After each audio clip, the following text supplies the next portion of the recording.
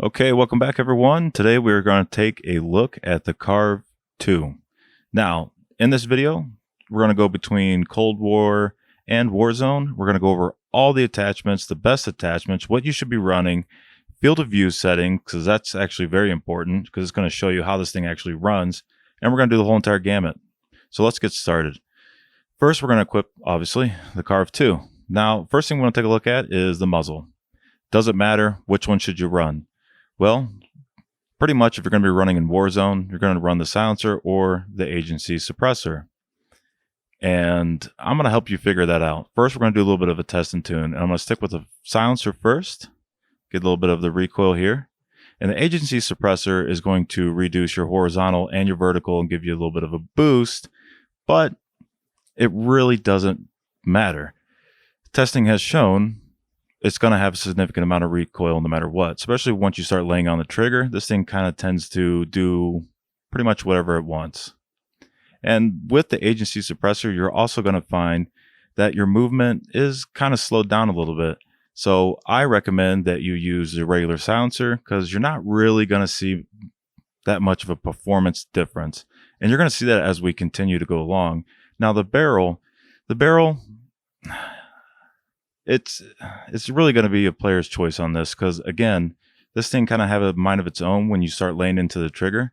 It has a lot of recoil downrange, and you're not going to see much of a difference. Even if you increase the damage, the bullet velocity, it doesn't really matter. So I recommend either the match grade or the titanium for the increased fire rate. And as you just saw, I'm giving it the benefit of the doubt here. There's just a lot of recoil. Well, for the laser, you're not really going to need the effective range or hip fire. This thing has decent up close, but you're going to get smacked by the Mac 10s and everything else. Now, as far as the sight goes, I would not go 2x or higher just because of the amount of recoil. I would stick down low. This is my preferred sight. In the stock, I'm not going to see a whole lot of benefit for you using a stock to this just because of the nature and the characteristics of the gun while you're actually playing out in the field. And the ammunition, I'd say stick to the 45 round speed mag. I'm running the 54 to be honest with you, so I'm going to recommend that you go with the 54 because this thing kind of eats it up due to its high rate of fire. Now for the rear grip, this gun is a little bit slow for ADS, so I would recommend some type of aim down sight if that's something that you feel that you need. Now, as far as the underbarrel goes, this is going to be at the player's discretion. I have found this doesn't make much of a difference, if any. If you're going to run something, maybe run the field agent to really kind of tighten up a little bit on the horizontal and vertical, but again, your choice. Now, moving over to the field of view settings, what you just saw was default stock.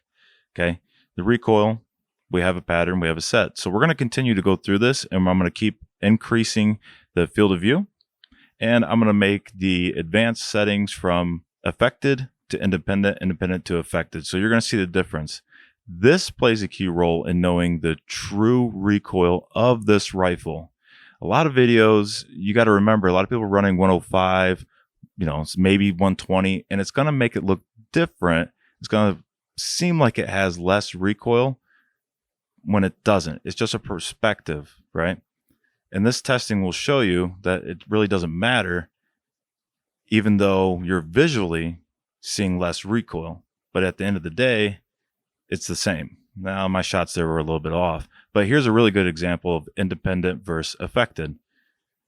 Independent, the whole entire field comes to you. Now, when you switch over to affected, everything stays down range.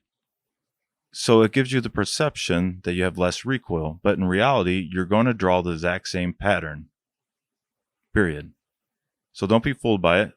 Regardless, at the end of the day, this thing has ridiculous recoil to engage at long range. So moving back down to 105, I feel that's a pretty well-known thing in the Warzone to have it set to for, build your confidence, pretty much. Now, between Warzone and Cold War, where does this gun shine?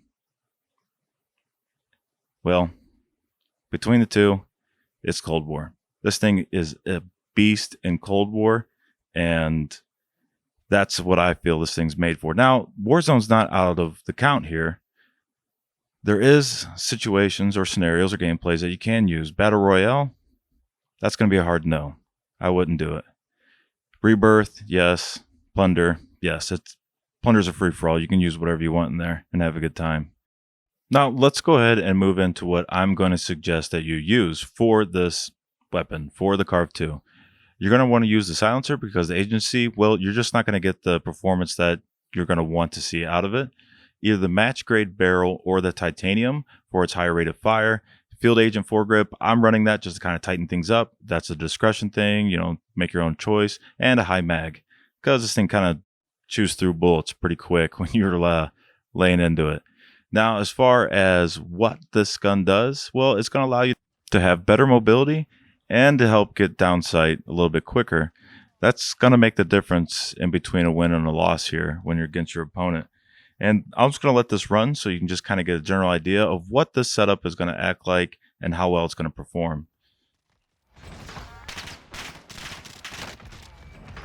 Now, moving over to Rebirth, this is an excellent gun to use in here. I had to put that in there. I thought that was a good shot. Because of the most of the ranges in Rebirth is going to be within the sweet spot for this weapon, for the Carv 2.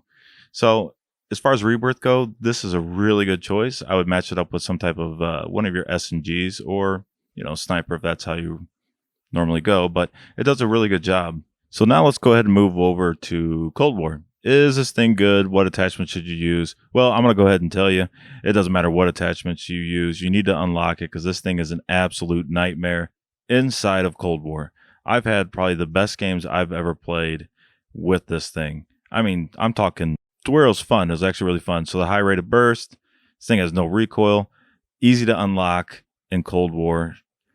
Not so much in just Warzone if you don't have ColdWar, but either way, definitely go get this one or unlock it, use a blueprint, whatever you want to do. It's your money, it's your free time. Get it done. ColdWar is, like I said, it's the winner as far as the Carv 2. But that's your choice. So hopefully this helped you figure things out on how to set it up, what to do.